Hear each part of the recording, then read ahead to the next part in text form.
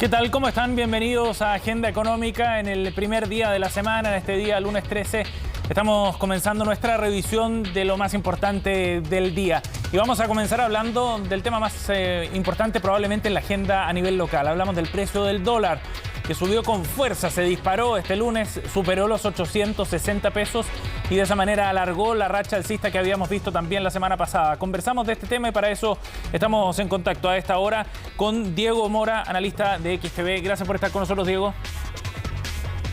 Buenas tardes, Sebastián. Diego, bueno, hemos visto hoy día, lunes, una tendencia al alza bien fuerte, marcada fundamentalmente por romper esta barrera de los 860 pesos y acercarse incluso a sus niveles máximos. ¿Qué fue lo que empujó el dólar hoy día, Diego?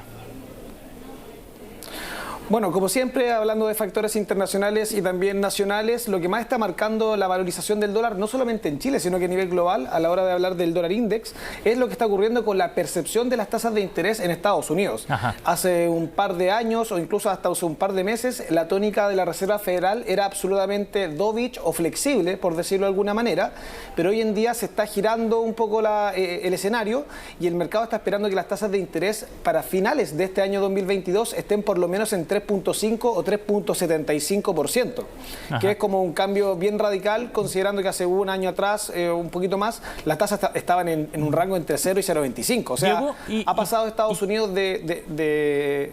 Dime. Sí, ¿y qué significa eso en la práctica para que nuestros televidentes entiendan bien por qué las tasas de interés en Estados Unidos determinan finalmente el tipo de cambio acá en Chile?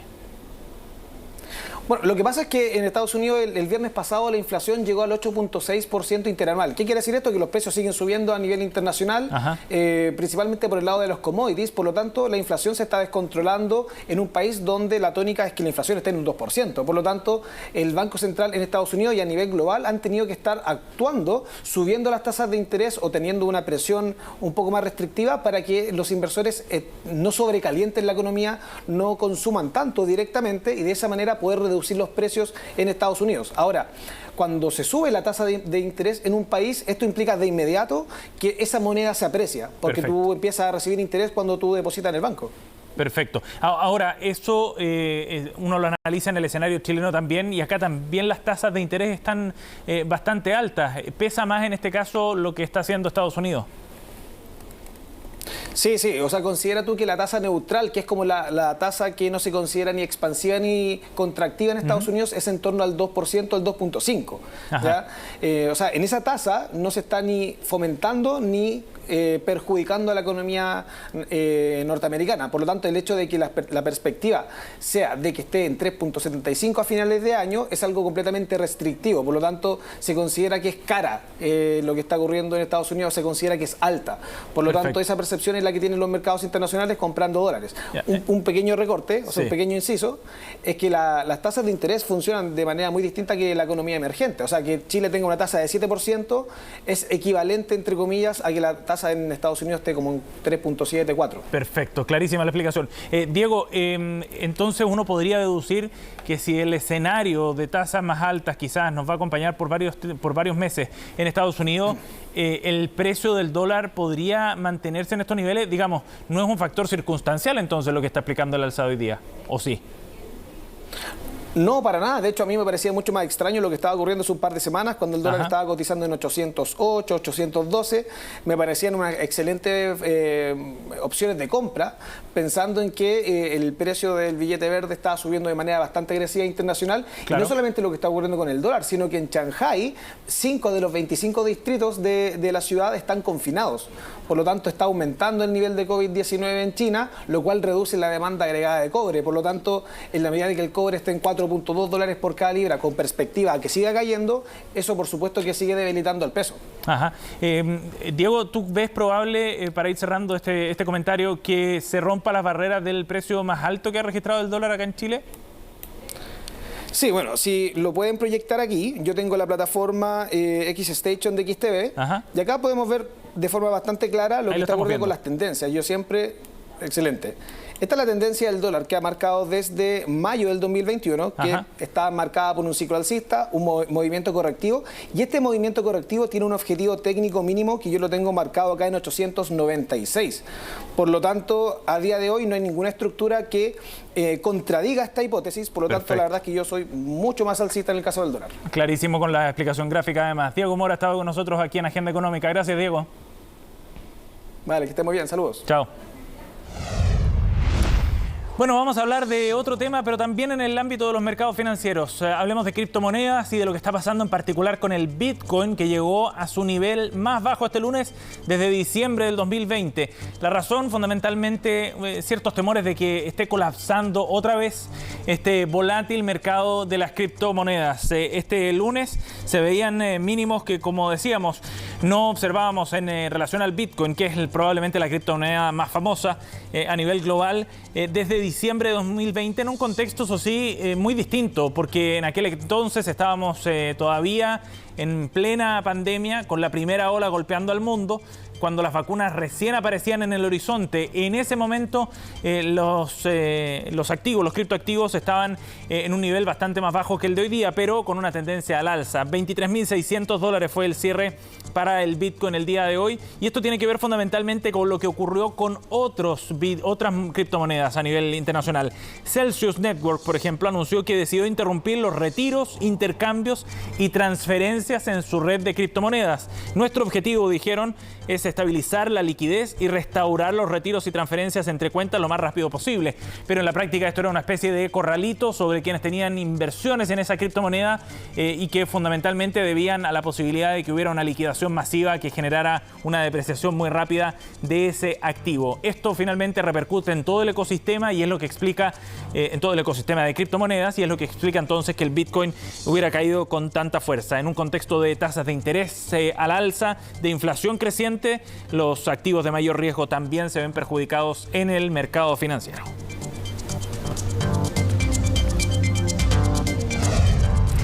Bien, vamos a ir a otro tema, porque CADEM publicó un estudio bien interesante respecto a la forma en la que los chilenos ven su situación económica.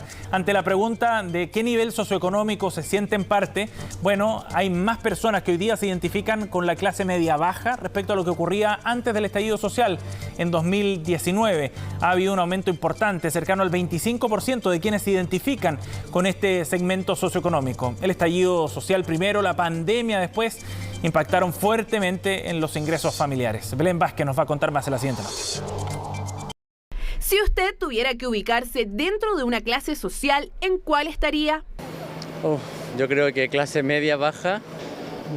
Clase media. La media. Baja. Media baja. Media baja. Es una sensación medianamente generalizada y así lo reflejan también las encuestas. La cantidad de chilenos que se autopercibe como clase media o clase media baja ha ido en aumento si tomamos como referencia el periodo previo al estallido social. Los datos corresponden al estudio El Chile que viene, realizado por CADEM, y revelan que mientras en agosto de 2019 un 43% de las personas se definía como clase media, en mayo de este año esa cifra disminuyó a 36%. En contraste, la clase media baja tuvo un incremento y pasó de 32% en agosto de 2019 a un 40% este año. Los efectos que tuvo primero el estallido social y luego la pandemia en esta percepción de empobrecimiento de los chilenos fue significativo. Hay un porcentaje más importante de chilenos que le cuesta muchísimo definirse como de clase alta. Solo un 1% de chilenos se define como de clase alta. Dentro de las personas que se definen como clase media, un 23% lo hace porque tiene que endeudarse para comprar algo, una cifra que aumenta en casi 10 puntos en el estrato de quienes se definen como clase media baja. Y es que definiciones de clase media hay muchas y muy variadas entre sí. El estudio de CADEM da cuenta que para un 38% de los sondeados significa vivir con lo justo, además de un escenario de inestabilidad económica y limitaciones, mientras que para un 33% significa justamente lo contrario, es estabilidad laboral y económica, además de un buen sueldo. Entonces, justo en ese límite hay una gran cantidad de personas que probablemente no tiene mucha diferencia entre una persona de clase baja y de clase media baja. No hay mucha diferencia, más que unos cuantos decenas de miles de pesos. Se vive siempre con susto, con miedo a no poder pagar las cuentas. O sea, si no tienes sueldo un mes, ya queda en la quiebra, porque el sueldo te alcanza solo para vivir. Si uno quiere una mejora para la casa, sí o sí tiene que endeudarse, porque al contado no da. Si hace un año la estabilidad laboral era el sueño o aspiración principal del 21% de los chilenos, ahora esa cifra creció a 30%. Y si bien se dice que el dinero no hace la felicidad, contar con más recursos podría ayudar a mejorar ese punto. Entre quienes se ubican en clase media baja, un 34% manifiesta ser algo feliz, mientras que la clase baja más de la mitad declara ser poco o nada feliz. La felicidad en Chile tiene un componente de desigualdad muy grande. Casi 7 de cada 10 chilenos que son de clase alta o media alta son felices o se declaran felices con su vida, y en cambio el 55% de aquellos que se definen como de clase baja tienen niveles bajos de felicidad. El nivel de endeudamiento de la clase media baja también preocupa porque de hecho el 48% está excesivamente endeudado. Panorama poco alentador si además tomamos en cuenta que tanto para ellos como para la clase baja, la alimentación es uno de los ítems que más les está costando pagar. Bien, momento de hacer una pausa. Volvemos de inmediato con más de Agenda Económica. Bien, estamos de vuelta aquí en Agenda Económica y vamos a analizar lo que está ocurriendo en el sector de la agricultura, un gremio que está enfrentando un escenario bien complejo por distintas razones. Por una parte, la sequía es lo más evidente, ha afectado con fuerza en la última década a este sector productivo, pero hay otros aspectos también que tienen que ver con la discusión constitucional, por ejemplo, y también con lo que está ocurriendo a nivel internacional, el aumento de ciertos precios de materias primas, también aspectos logísticos, en fin, se juntan varios factores que fueron analizados en el evento Cómo viene la temporada 2022-2023 organizado por la Sociedad Nacional de Agricultura. Vamos a conversar con el presidente del gremio, Cristian Allende, en contacto hasta ahora con CNN Chile. ¿Cómo está, Cristian? Hola, Sebastián, muy bien. Gracias por conversar con nosotros. Bueno, ahí yo describía, Cristian, algunos de los factores que usted mencionó además en su mensaje en el seminario realizado este lunes y que tienen que ver con varios aspectos. Antes de ir analizando algunos detalles, ¿son pesimistas respecto a lo que viene, Cristian?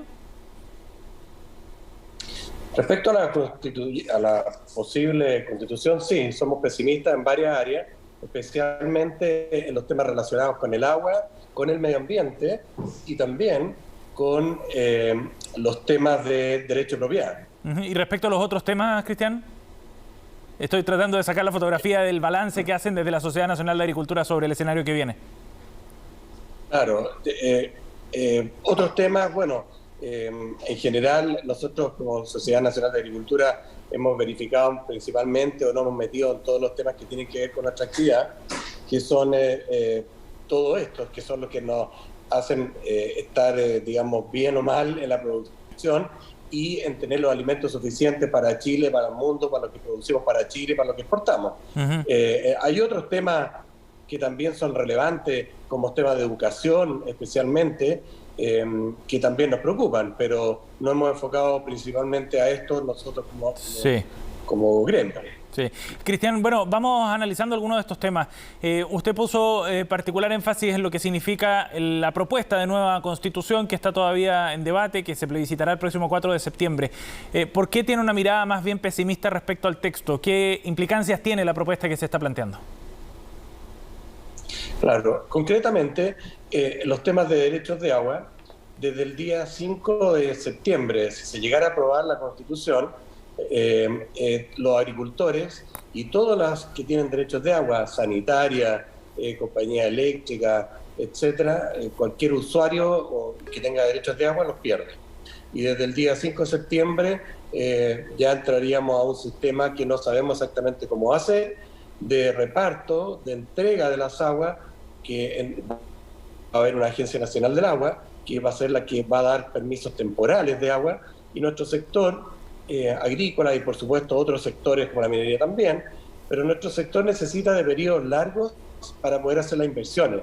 Por ejemplo, una plantación frutícola se demora 4 años en empezar a producir. Y si llegara a pasar lo que están hablando hoy día, que te van a dar permisos temporales por hasta 5 años, ¿cómo un agricultor o un inversionista va a hacer una plantación sabiendo que al 5.º año podrían no renovarte ese permiso para usar el agua? Por ejemplo, en Australia también dan permisos, pero los permisos son por 20 o 25 años. Ajá. Entonces te da una tranquilidad y una seguridad para invertir y sobre todo para saber que las próximas cosechas, si es que hay agua, obvio, porque aquí hay otros problemas que son de sequía, vas a contar con la seguridad que tú vas a tener lo que tú tienes. Pero eso podría quedar luego garantizado a través del proceso legislativo, ¿no? Porque todas estas propuestas tienen una bajada legal. Claro, pero lo que queda escrito, después hay que bajarlo. Sí. Hay que hacer que los políticos se pongan de acuerdo, etcétera. Entonces, para nosotros hoy día, lo concreto es que lo que queda escrito, después no sabemos qué va a pasar. Hoy día para nosotros, lo que queda escrito respecto a los derechos de agua, eso es malo. Ajá. ¿Eso con una mirada de largo plazo, Cristian? ¿O usted ve ruido, digamos, para los meses siguientes a una eventual aprobación de este texto? No, esto, como dices tú, es una mirada de mediano plazo y de largo, por supuesto. Hoy día para el corto plazo no pasa nada. Lo que pasa, Sebastián, que todo esto, desgraciadamente, nosotros le mandamos muchas propuestas a los convencionales y no oyeron ninguno, no nos llamaron para ninguna. Tuvimos algunas entrevistas, bueno, no algunas, muchas, nuestro rubro en general, los distintos gremios, pero no tuvimos ninguna acogida. Entonces, aquí hay muchas cosas teóricas. Por ejemplo, el tema del derecho del agua. Cuando tú ves que nosotros, que los regantes, sabemos lo que significa conducir el agua, limpiar la acequia, distribuirnos el agua. Entonces, cuando esa mirada o esta propuesta que tienen ellos en la nueva Constitución, no la analizaron de la realidad, no fueron a un río, no fueron a un canal, no fueron a preguntarle a los pequeños, a los medianos, agricultores, cómo se distribuyen ustedes el agua. ¿Alguien se las quita o es un problema que hoy día tenemos de sequía? Sí. Entonces, tenemos muchas cosas que no fueron realmente averiguadas, sino que fueron ideas o ideología o algo que les contó alguien que no tenía nada que ver con ningún canal. Cristian, respecto a ese tema, que es otro de los que ustedes abordaron en el seminario de hoy, hay un escenario de sequía, digamos, que se arrastra de largo tiempo, más de una década aquí en nuestro país. ¿Qué significa eso desde el punto de vista del impacto que puede tener para el sector en términos productivos? ¿Y cómo evalúan además la forma en la que se está abordando esto desde el Estado, por el gobierno anterior o el que recién acaba de asumir? Bueno, hoy día esta sequía, que se prolonga, como tú dices, por muchos años, ya más de 13 años, no hay duda que está impactando fuertemente en muchos, en todo Chile y en algunos más que otros. Pero todos los rubros están muy impactados.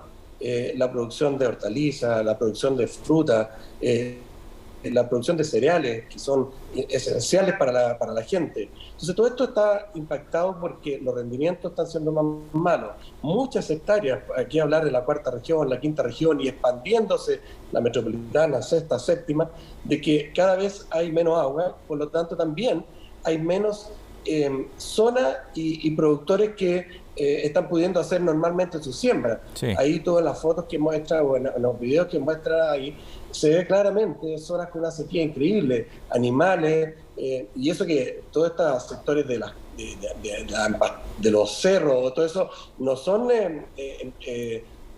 digamos, alguna rubro que son trascendentales. Para ellos, por supuesto que lo son. Cristian, pero otros que son de comida importante para los chilenos sí estamos sufriendo, van a sufrir mucho. ¿Y esto está generando ya problemas para la actividad, por ejemplo, en menor superficie plantada o menor producción? Por supuesto. Nosotros estamos haciendo todos los esfuerzos posibles, como lo hemos hablado con el ministro Valenzuela, con el que estamos bastante cercanos en todo lo que está pasando. Pero si esto se agravara o no lloviera durante el invierno, posiblemente va a haber menos siembras de trigo, va a haber menos siembra de maíz y muchas plantaciones u hortalizas sufrirían, digamos, y habría una menor producción. Sí. Eso es, digamos, eso está por verse en los próximos meses, dependiendo cuán bueno o cuán malo sea el invierno. Cristian, esto está vinculado también a otro problema que se vive a nivel global y que tiene que ver con el alza de precios. Fertilizantes que están más caros como un insumo importante para la producción de alimentos, otras materias primas que a nivel global están subiendo mucho de precio. ¿Cómo ven ese escenario interno entonces? ¿Cómo proyectan ustedes la capacidad de respuesta interna que hay para enfrentar este escenario de inflación en el precio de los alimentos a nivel global y que repercute acá en Chile también? Sí. Para terminarte la pregunta anterior, el gobierno recién ha llegado, entonces nosotros no le podemos echar la culpa a este gobierno de todos los problemas de infraestructura hídrica que hoy día estamos sufriendo. Pero para ponerte un ejemplo, en España hay más de 370 embalses que son para la mitad son para el consumo humano y la otra mitad para otros usos, dentro de ello la agricultura. Entonces el gobierno, y es lo que nosotros les pedimos, queremos y necesitamos urgente como país una preocupación hoy día, inmediata, y no mañana como lo han hecho todos los gobiernos pasados, que siempre piensan que el próximo año va a llover, etcétera. Entonces hoy día se necesita que, por ejemplo, dejemos de hacer caminos, dejemos de hacer puentes si no hay dinero suficiente, pero es lo más urgente que tiene un país, es tener agua para el consumo humano y para los alimentos. Es lo más importante, los caminos, todas las otras cosas pueden esperar 1 año o 2 años, pero lo que no puede esperar es tener una infraestructura hídrica de calidad y que asegure a toda la gente tener agua para consumir y tomar. Respecto a los precios, los precios, por supuesto, Sebastián, han subido por varias razones. La guerra de Ucrania y Rusia. Gran parte de los fertilizantes se producen en esa región, también en Bielorrusia. Y estos, por un lado, no se están exportando y por lo tanto baja un 30% más o menos la oferta, hace que haya menos oferta, los precios suben. Hay una logística muy compleja hoy día en el mundo, que los productos se están demorando un 60 días más de lo normal, claro. Y además el 100% más de aumento de los costos desde hace 1 año a la fecha en el flete naviero. Por lo tanto, eso es la principal razón del aumento de los alimentos, y nosotros estamos muy preocupados por eso, porque tenemos una especial cercanía con que a la gente no le suban los alimentos de la forma que han subido ahora, y además los agricultores tampoco se están beneficiando. Al contrario, estamos en una situación más compleja, porque tenemos costos altos y los precios, nadie nos garantiza qué precio vamos a vender. Bien, el escenario se ve complejo definitivamente y con varios frentes por abordar. Cristian, gracias por conversar con nosotros aquí en Agenda Económica, muy amable. Gracias a ustedes, Sebastián, pero siempre tenemos una mirada optimista para los próximos meses o para la próxima temporada si tenemos bien los temas del agua. Muchas gracias. Bien, cerramos Agenda Económica de este día lunes. Gracias por acompañarnos. Sigan con CNN Chile, ya vienen más informaciones.